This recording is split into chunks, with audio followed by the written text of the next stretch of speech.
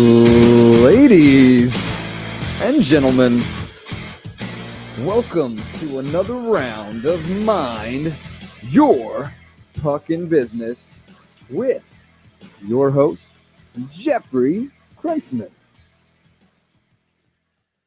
Thank you, Dougie Sticks, coming to you as always from the beautiful studios of Undefeated Media here in Bergen County, New Jersey. This is the Mind Your Puckin' Business podcast, brought to you, of course, by our good friends at the Bamboozle Project. We thank them as always for their support. Maybe we'll thank them a little bit more today because this is our last show of 2022. So we thank the Bamboozle Project for that. Absolutely. You can check them out at the website banner across your screen, thebamboozleproject.com. If you're following us in real time or looking back at a replay of the video feed on YouTube, you can save 25% when you are there using promo code MYPB. I know a lot of people that ordered stuff for the holidays there, and they told me the MYPB code worked without a problem, no hitches, no hiccups. So go ahead and use it going forward on the site.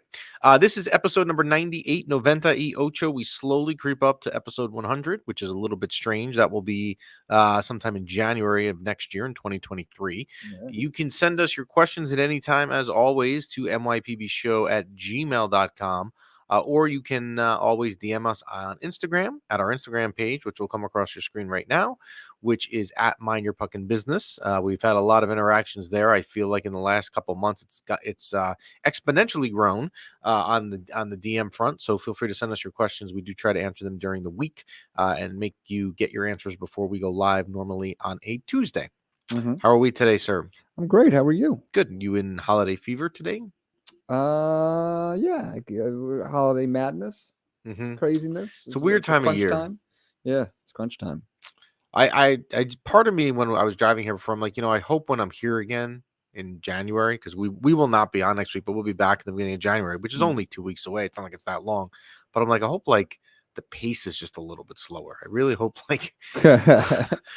My God. So, all right. So on the Ranger front, we'll start here. We're going to have a football guest today. Paul Farrington will join us in a couple minutes, and he's a good guest to have today, particularly with what happened in the Saturday game, the first game of the NFL weekend. But the Ranger front, 2 weeks ago, we sat here and really had seen the Rangers at what would be rock bottom. It would be hard for me to believe at this point there will be a lower rock bottom that this club has this season than they had 2 weeks ago. And 2 weeks ago, and the discussion here on the podcast as well was, hey, maybe it's time for Gerard Gallant to go, right? It was a hard thing to talk about, but you sat here and you said, you know what? Track record second year, nothing on the team is going well. I made this whole argument that there's not a single player on the team that was playing well. Well, since then, the Rangers have now won 7 in a row. So we could take some of the things we said here on the podcast 2 weeks ago, and you can toss them. You can, maybe find humor in some of them if you want. But the Rangers have won 7 in a row, and now have gone from being probably, I would say at that point, what had to have been the most disappointing team in hockey to date in the season by the time we got to early December, to being a team right now that is red hot and clicking on a lot of different cylinders. So here's the $1 million question that we need to solve, or the question, I shouldn't say that we need to solve, but this is really what needs to be answered, is what is different, right? What has gone on in these 7 games here that has not happened in the games before when the Rangers were unfortunately struggling? Can I take a guess? Yeah, you want to take a guess? Go ahead. Yes, I do. Kid line. Very good. That is a great starting point. We'll start there. So I have campaigned, I have championed, whatever adjective using a C you want to use. Yeah. I have campaigned, as has many Ranger fans, to allow the kids on this team, the youth, the Alexei Lafrenieres, the Capo Caco, the Filip Chytils of the world, the Vitaly Kravtsovs, to get more consistent ice time. The logic behind it being that you're not going to develop, which is what we're trying to do here with this young talent, if you're not playing a lot per game, right? You can't you learn a lot more being out there skating than you do watching on the bench. Yes. So in the past 7 games, they've actually pretty much been, well, I don't want to say pretty much, that's an exaggeration, but they've been carried to an extent by the kid line. The kid line has been great. Capo's been really good. He's got a point per game streak going. Filip Chytil, and he's hurt, unfortunately. We'll get into that in a minute. He's been really good. Alexei Lafreniere's been good. Kravtsov now, it seems, As of last week, he was given the chance to get back in the lineup on the Toronto game on Thursday, which he remains in the lineup. He scored the other night in Chicago. And I know you could sit there and say, well, hey, the Rangers put up 7 goals. Chicago's not good. Let's not go crazy that Vitaly Kravtsov scored a goal. No, you really do, because you're trying to get a guy's confidence going. I don't care who it's against. I don't care what goal he's against. It's got to come somewhere. And hopefully it's a starting point for him. So that's one thing that is different. The second is, I think, even more of an obvious answer. Would you like to take a stab at it, sir? So, it's not going to be the answer you're thinking, but is Jimmy Vesey playing all right? Or didn't he have like 2 goals like last game or something? Somebody wrote. Okay, so we'll go there. I didn't want to go there, but we'll go there. Somebody wrote, and I appreciate everyone that comments on the stuff. We try to get to it right into it. But if you go on the Instagram page, somebody wrote, there was a clip on another page somewhere of Jimmy Vesey scoring the other day. And somebody tagged us and said, are you still not happy Jimmy Vesey was in the lineup? Yeah, you can look for it. It's on Instagram. Jimmy Vesey is not the reason the Rangers have won 7 in a row. However, Jimmy Vesey, when he is in a 3rd or 4th line role, is okay. Nice. It's when Jimmy Vesey goes, the Rangers get a little ahead of themselves and put him on the 1st or 2nd line thinking he belongs there. That's when Jimmy Vesey doesn't work. So that is not the answer, unfortunately, but I appreciate you bringing it up. The answer is, I want to take one more guess. Come on. It's the kid line. Kid line, and playing good. The other thing is Igor Shesterkin has come back to come back to Igor Shesterkin. I wasn't worried about him. Yeah. Well, we had said here many times, don't be worried about him. However, it would be helpful if he would show up sometime soon. And he has been very good. In the Toronto game the other night, the Rangers won at home on Thursday. He was really good. He wasn't overly tested in Chicago. And if you watched, some of the scoring chances that he had were not incredibly difficult. I felt like, you saw the Chicago team last week that has the record that they have, which is different than the Chicago team that beat the Rangers a couple weeks ago at the Garden. So yeah, I mean, look, and the Rangers, we talked about it as well last week. You had Toronto at home, which was going to be a tough game. It was a really exciting game. I mean, that's the sort of game, if you go to, you get into hockey. And then they had 2 road games, Philly and Chicago, 2 lower level teams, and did what they needed to do. They won them both. They will be tested tonight in Pittsburgh. Pittsburgh is playing a lot better. Also, remember, this is the first time these 2 teams are playing since the 7-game Stanley Cup playoff first round last spring. So that will be kind of intriguing as well. The teams are a little bit different. If you remember, Louis Domingue was kind of the goalie of the week there with injuries in Pittsburgh. He's now in the minors with the Rangers. We switched addresses. So it'll be interesting tonight. It'll be a good test for this team, 7 in a row. Philip Hedl is injured. He got an upper body injury the other day. And, we've complained about this on the show, and it's not a Ranger thing as well. Thank you, Christine, who's watching. Love the hat. I appreciate it. It is the only day of the year I wear anything Christmas. It's today. Whenever we have our last podcast of the year, I usually am wearing a Ranger stocking, and then I don't do it again. But thank you. I'm glad you like the hat. So it will be interesting. But as I was saying, the NHL, and I've said this is not a Ranger thing. This is just NHL in general. They're so tight-lipped with injuries. They don't say anything. So Philip Hedl has an upper body injury, right? Yeah. Is it his head? Is it his chest? Is it his arm? You don't know. And because this is not the NFL where you're putting out, injury reports every game, he's questionable, probable, out, all the doubtful, all that stuff that's on an NFL injury report, you have no idea.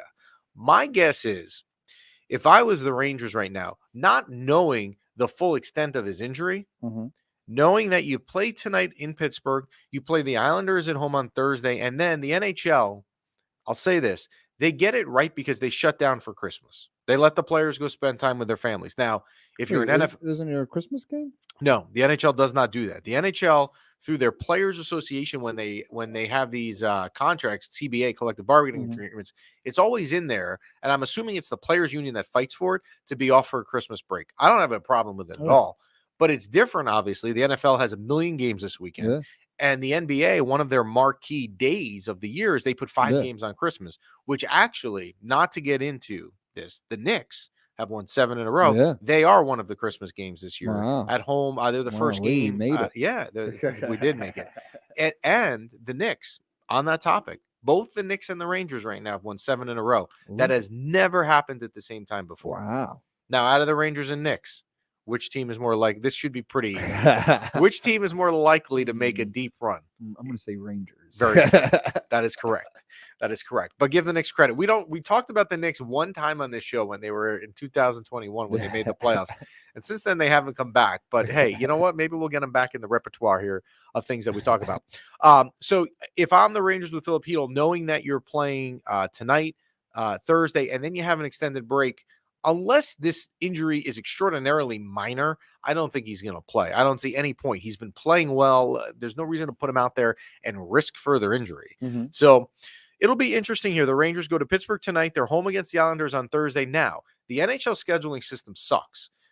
They only play the Islanders 3 times. They usually play teams in the division 4 times, but it rotates. Every year you play, 2 teams only 3 times. The Islanders are one of them.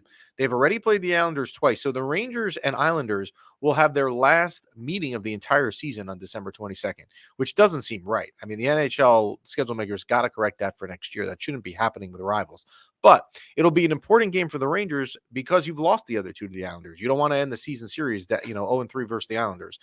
They'll be home next week after the Christmas break against Washington, who not only is playing better, and they've been on a roll. They're getting healthy at the right time. Washington had a really bad start. I don't want to say people kind of wrote them off, but they're getting healthy. Ovechkin is still scoring goals. He had congratulations on his 800th goal the other day.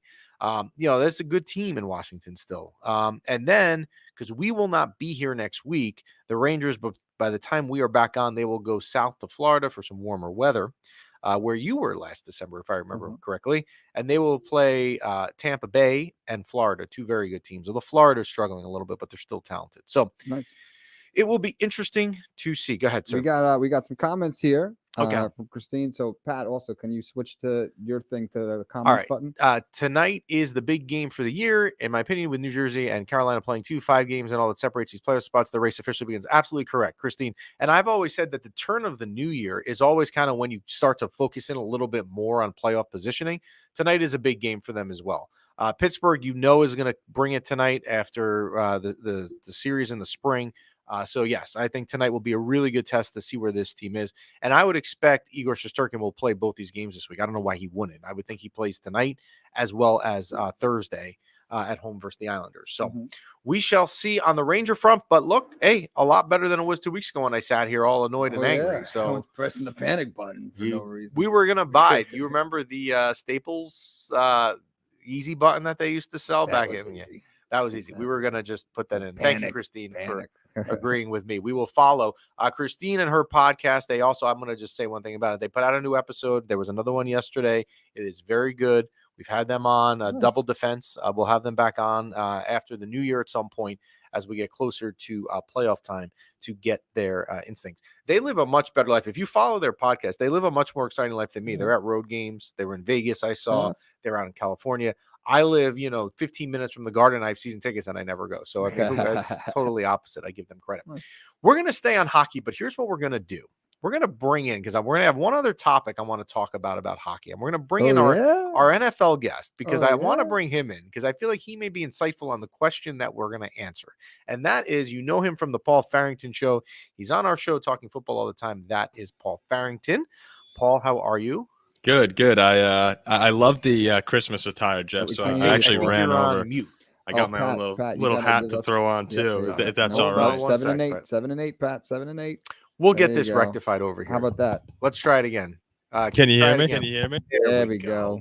We got you. How are you, sir? Good. I got this hat to throw on because I saw you had the Rangers one on there, and I figured I got to match it. Well, I do like it. You could get. Is it Aaron Judge on the back of it?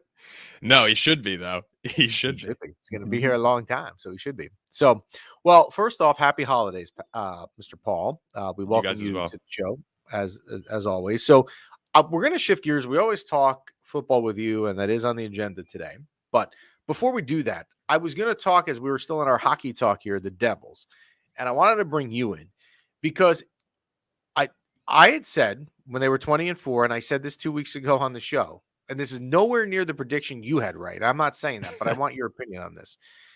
The Devils were going to come back to earth. right? They were not going to, no team ever plays at that pace. I don't care how good you are. I don't care if you were the 91, 92 Pittsburgh Penguins. I don't care if you were the Blackhawks of the mid 2000 of the 2010s. You don't play like that forever. But there's also should be a fine line of where the drop off is. Now that the Devils have struggled as much and the Rangers have won 7 in a row, they're 3 points apart in the standings. It's amazing. Crazy. So, as a Devil fan, how concerned are you? I mean, you have to be concerned when you've lost 6 in a row when you're rooting for any team. I still think, look, it's been so long since the Devils really have had a competitive roster that get to the playoffs. Like the starts of the season was fantastic, but I just want to get into the playoffs, be like a competitive team in it, and go from there. It's I'm not asking for too much, Jeff. No, you're not. So the expectation there, and people got a little ahead of themselves there with the start, was not to win the cup. But the Devils' schedule, this was when I was looking at this last night, and that you've lost, what was it, 6 in a row now. The Devils' schedule is brutal in the short term, right? You're in Carolina tonight. You have a back-to-back then tomorrow night in Florida. Then, because of the Christmas break, it's weird. You play the Bruins twice in a row at home, but it's like over a week span. So you have Carolina, Florida, the Bruins twice. Then you go to Pittsburgh, and then the Hurricanes come in here before it kind of gets a little bit less rocky with the Red Wings and the Blues. But you've got to get a handle on this, because what can happen, as you know, when other teams are playing well and you're in a free fall, they'll pass you quick, and then you got to make up ground. So I don't know. Concerning. It's concerning. Yeah. What you like, though, if I'm going to be optimistic, and I don't like being optimistic for the New Jersey Devils, because I've told you there's no professional sports franchise I hate more, but I try to be objective on the show. What you've seen so far this year from some players, Vanacek in goal, Hughes, they're obviously, I've shown you they can be talented. Maybe the consistency isn't going to be there you would love, but at least the talent level is there. So my take on the Devils is it's going to be a very interesting 2 weeks. If you can even get through some of these games and just go 500 in the next 2 weeks, I think you'd be fine. But you've got to kind of navigate the ship. All right. Shifting gears to football. You are the perfect guest today. He's the perfect guest every He's day. the perfect guest every day. We love you, Paul. We do. Happy holidays. Paul, we joke with Paul, I got you, Paul. that Paul is here, and we say this here in the studio a lot. Paul is here a lot in football season, and then we kind of have like a 6-month kind of amicable divorce where Paul will come on if there's like free agency news, but then Paul will be back here all the time. Then he goes away. So happy holidays, Paul. All right. So this weekend I do picks, and I said last week I thought the Vikings -4 at home versus the Colts was a great bet. I thought, hey, the Vikings got to respond. They lost in Detroit. The Colts are not that good. All the makings to me of a blowout. I totally forgot the game was on. I was outside because in the town I live in, Santa comes around on the fire truck on Saturday, and our neighbor came across the street to get a candy cane from Santa. And he said, "Are you watching this game?" And I said, "No." I said, "What game is on?" He said, "Oh, the Minnesota Indy game is on." I said, "I forgot it." He goes, "Yeah, it's 33-0 at half." So I said to him, I said, "Well, I got that right. I mean, at -4." And I said, I was confident in it. And then he told me it was the other way. So the crazy game the other day, here's the question. Can the Vikings be as bad as they were in the first half? Or are they as good as they actually showed they were in the second half? No, that's the problem, Jeff. That's the problem with this team. It's why it's so frustrating to be a fan, is that their range of potential play is probably the largest in the NFL. You can have a team that's down 33-0 to the Indianapolis Colts. They don't even have a head coach. Or you can be a team that goes on, a 33-0 run in the second half. The gap between their talent level or their level of play is so great that they could get blown out to the Giants if they play in the first round of the playoffs. It would not surprise me at all if the Giants went into Minnesota and just stomped them and Saquon ran for 150 yards. But it also wouldn't surprise me if they beat the Giants 40-15. That's what's frustrating as a Vikings fan, is that there's so many different outcomes they can have. It just depends on what team shows up. It's very frustrating. You just never know what you're going to get. You don't. Right?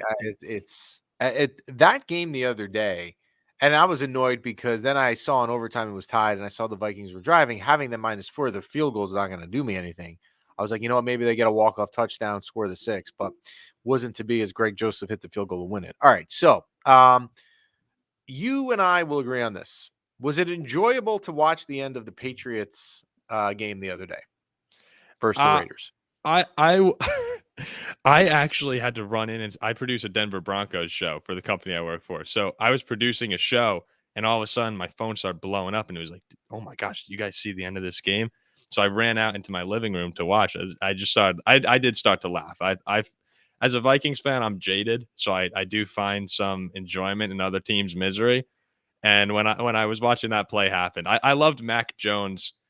Like, there's that moment. I don't want to curse on your show, but there's that moment where Mac Jones is just looking up, and you see him go like, "Oh no, like this is not Right. this is not good."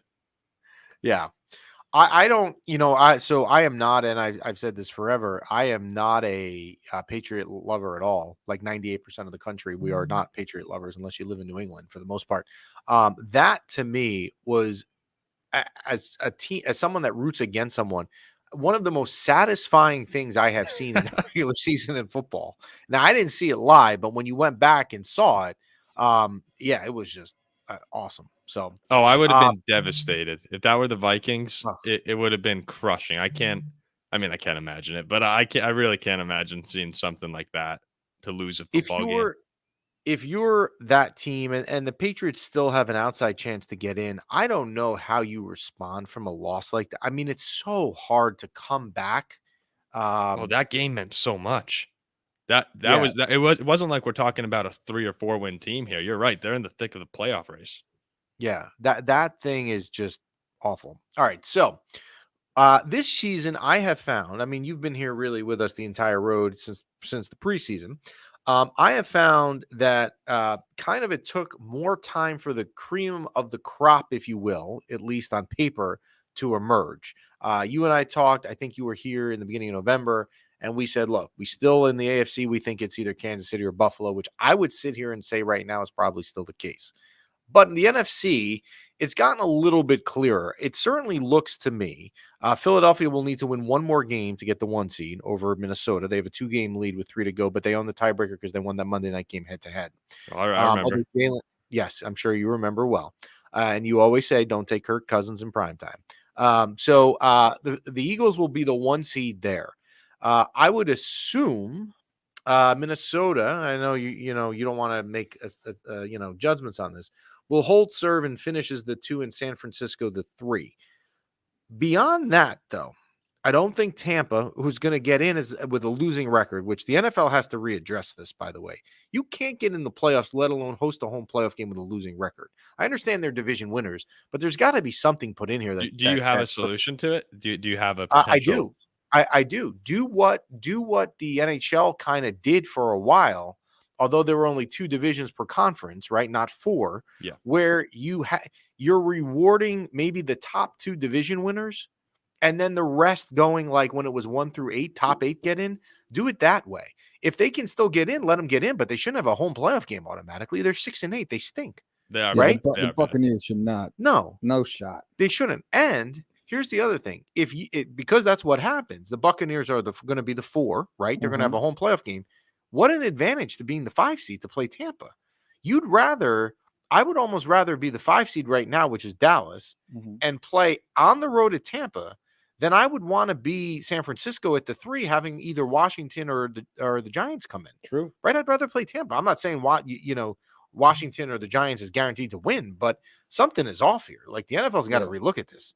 It doesn't make sense. All right, so the cream of the crop. Would you agree that in the NFC, taking your homerness out of this as a Vikings fan, I will try. it's most likely between Philly, Minnesota, and San Francisco?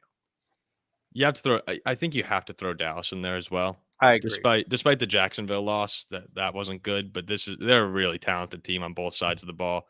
Probably have the best player in the NFL in Micah Parsons. So I'd throw Dallas in there.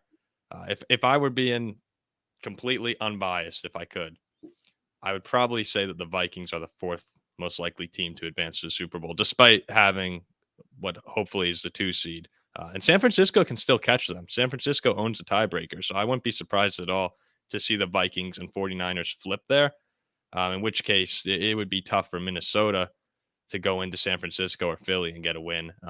But I would definitely say it's between those four at the moment. If the NFC holds serve like that, as we're talking about, and you go through the first week of the playoffs and you get to the divisional round where you have the Final Four, and you would have Dallas versus Philly and Minnesota versus San Francisco, those are two really good games. Fun games. Yeah, really fun.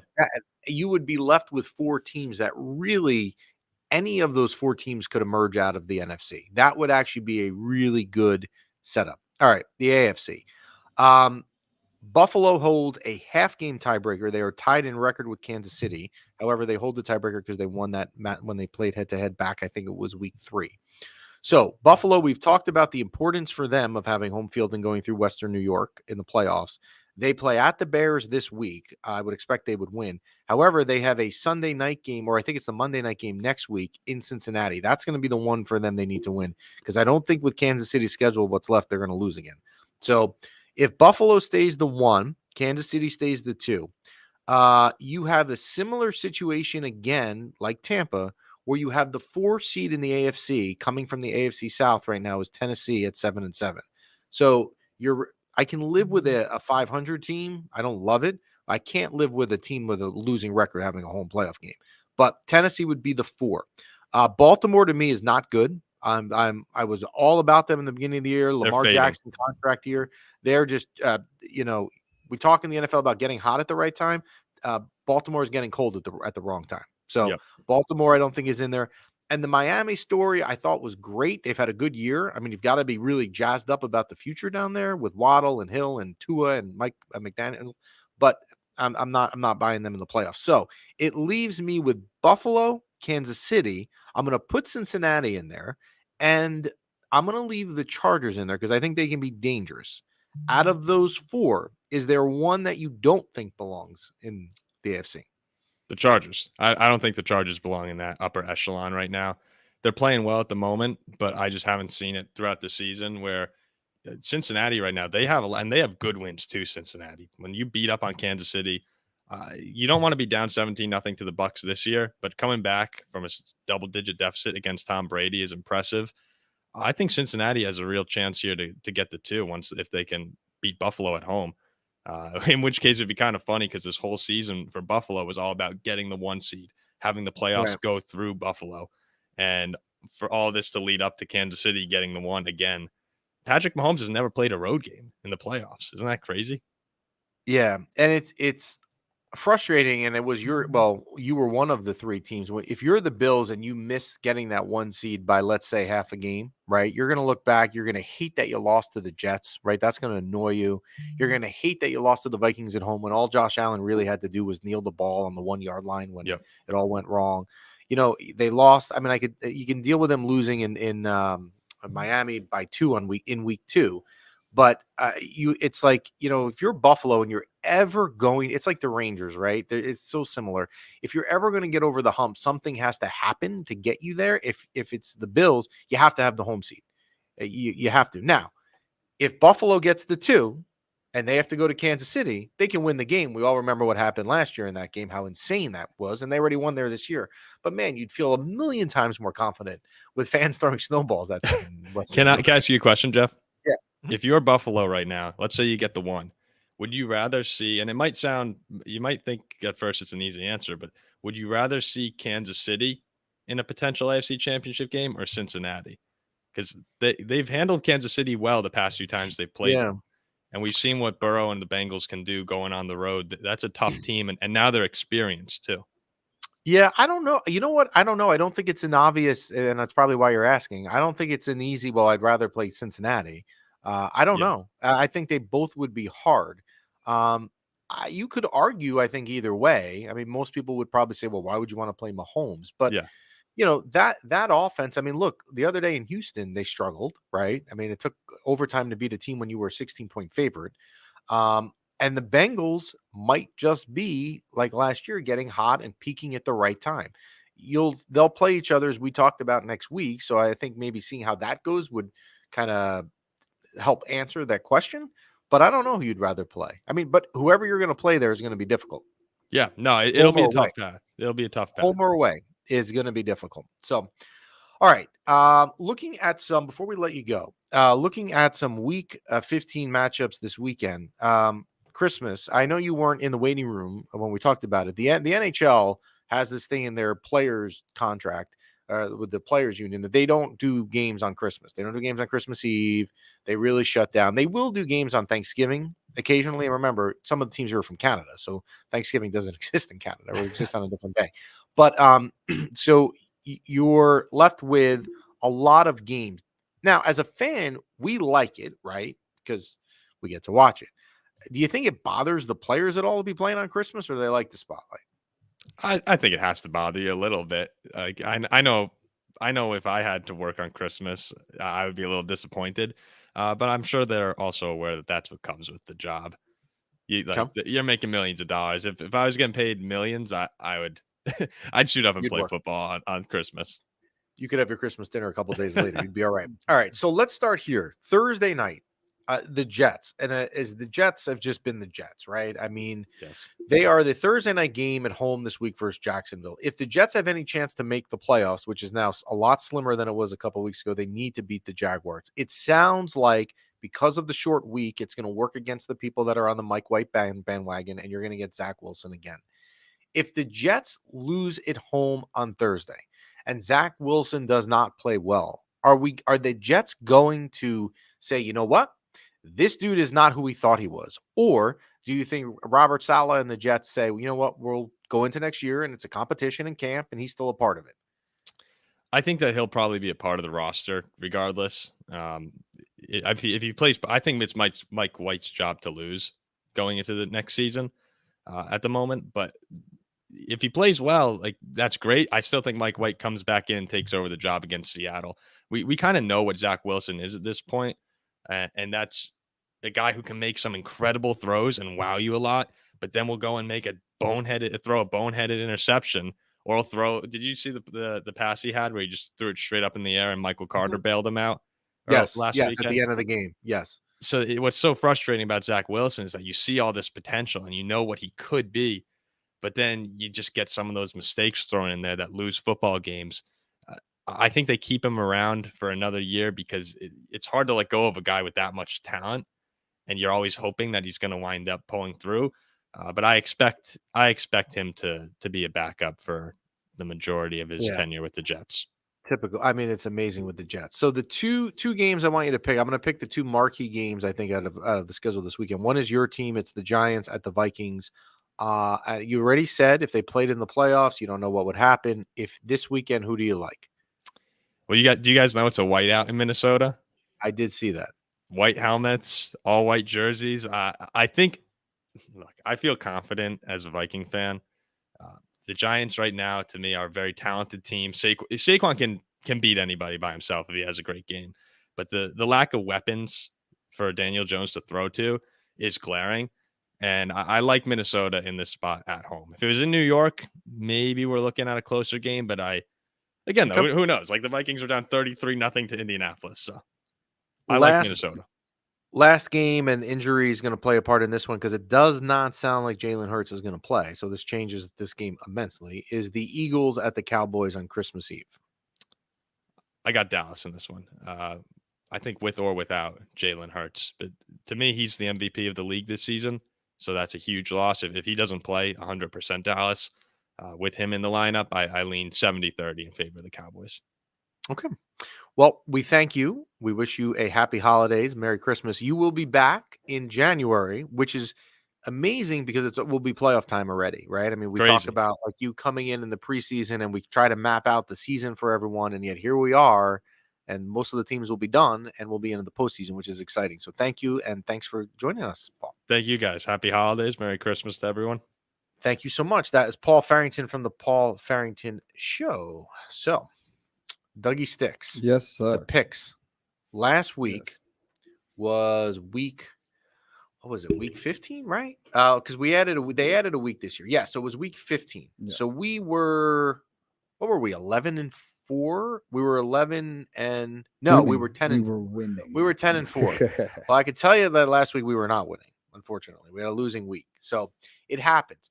Someone had said to me last week, in the beginning of the week who watches the show. I'm sorry, it was 2 weeks ago they said it to me. Mhm. Who watches us said, you're red hot with the picks. I should have been listening. I said, I'm telling you, man, it's going to come back to earth. It always does.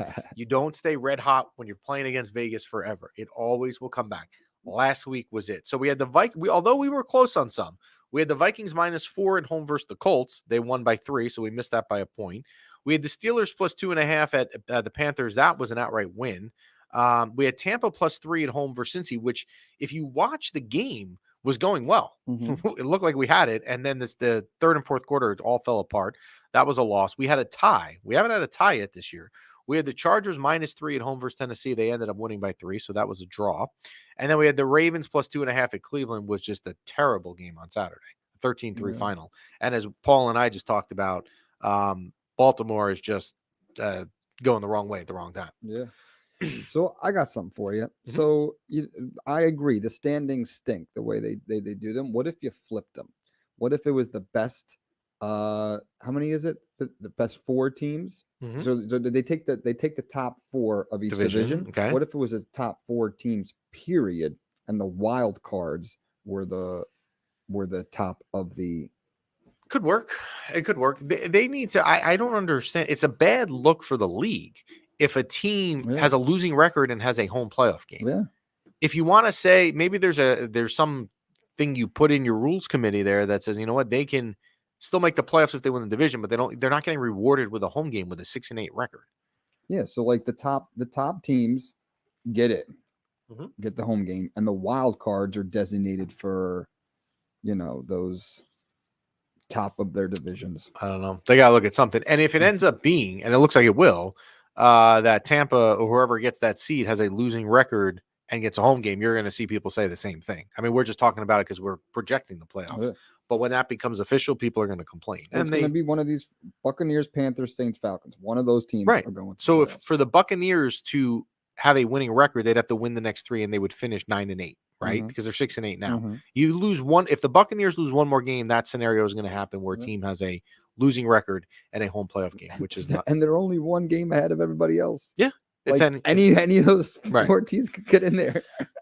It's ridiculous. All right. So here are the week number 16 picks for Mind Your Pucking Business. I like Houston on the road +7 at Tennessee. If you've listened the last couple of weeks, I am not high on Tennessee at all. Houston was somehow able to take Kansas City to overtime the other day. Now I have them getting 7, playing with a renewed confidence. I'm taking Houston +7 at Tennessee. I like the Falcons +7 at Baltimore. Baltimore going the wrong way. Falcons, though, 7 is a lot of points. I will take that. The Commanders, off a very, very bad loss to the Giants on Sunday Night Football, go across the country. +7 at the 49ers. I like them in this spot. Washington really needs the game. Not that the 49ers don't, but Washington does. And Ron Rivera, hopefully, if you're a Washington fan, will come up with some defensive scheme to help shut down the 49ers. I like Washington in that one +7.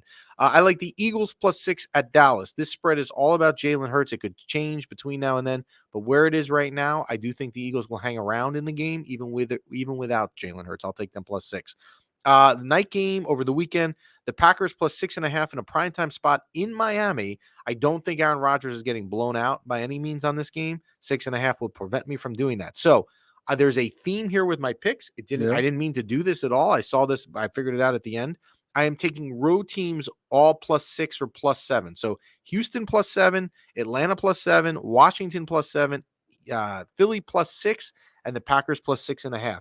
All 5 of those road teams on Christmas weekend are my picks for the week 16 on Mind Your Pucking Business. That goes against your formula. Yeah, Points no, at home, no, points but at they're home. not getting points at home. Yeah, They're I getting know. points on the road, Yeah. right? I do like when teams get points at home. We will pick the local games real quick here. Mhm. I believe the Jets game, which is on Thursday night, they are Yep. home versus Jacksonville. I believe I saw it was -1. Let me just check on that. Because with the Jets, you never know with stuff changing with injuries. Mhm. So right now, yes, the Jets are +1. So +1 at home versus Jacksonville. Who do you like? I'm taking the Jets. We want to get to the playoffs. You have to take the Jets here because here's why.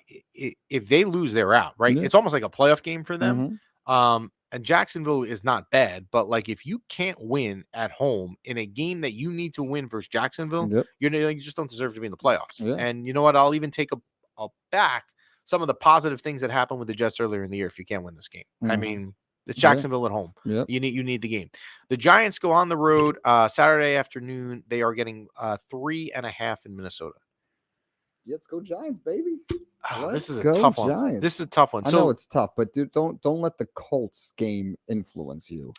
the the trend right now in Vegas is trending towards the Giants because they're minus 125. So most people are putting their money on the Giants at plus 3.5.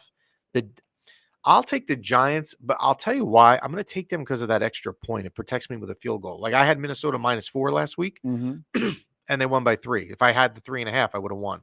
So I'm going to go for that. I'm going to go with the Giants plus 3.5 and the Jets +1. You good with that? Yeah. Any holiday plans, sir? No, it's going to the in-laws. Nothing crazy. Nothing. What do you ask for from Santa?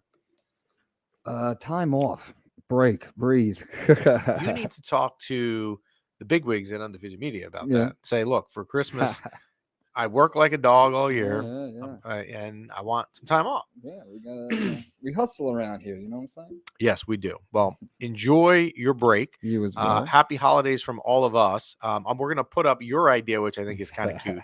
I gave the people here in the studio today, executive producer Pat, who's over there in the corner, as well as everyone in the other room out there, our holiday card. And you had the idea to say, you know what?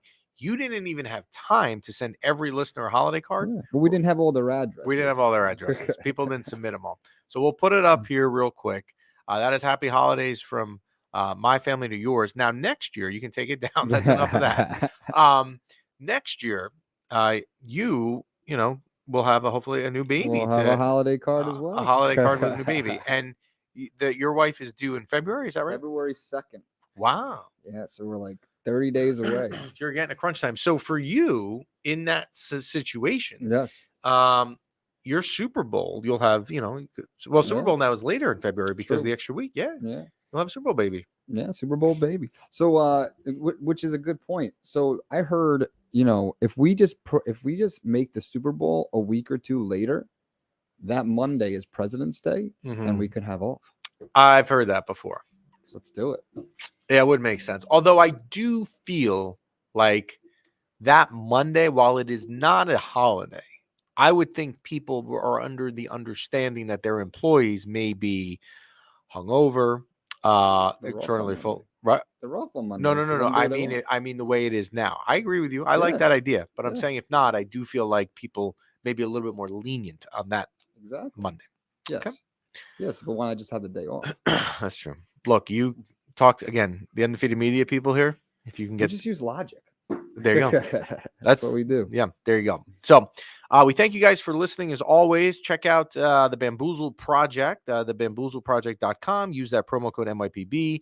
I do know they are fulfilling orders super fast speed, so I don't want to guarantee you it'll be here in time for Santa to bring it down your chimney this weekend, but I will tell you you'll have it pretty quick. Use the promo code MYPB. We thank you for your listenership as always. We will not be on next week, but we will be back in January with episode number 99. We do have some celebrity stuff, interaction maybe planned for the 100th. So we'll talk about that when we get back from the holiday. And we will see you all in 2023. Have a great Christmas and a great New Year's.